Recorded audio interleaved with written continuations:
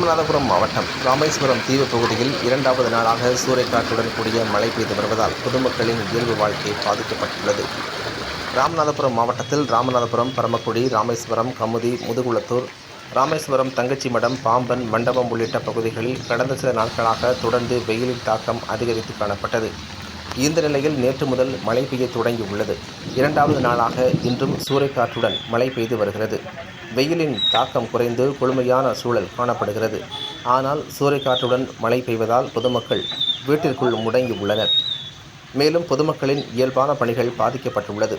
தொடர்ந்து பெய்து வரும் மழையால் தாழ்வான பகுதிகளில் மழை நீர் தேங்கி குளம் போல் காட்சியளிக்கின்றது. தேங்கிய தண்ணீரை வெளியேற்றும் பணியில் ஊழியர்கள் ஈடுபட்டு வருகின்றனர்.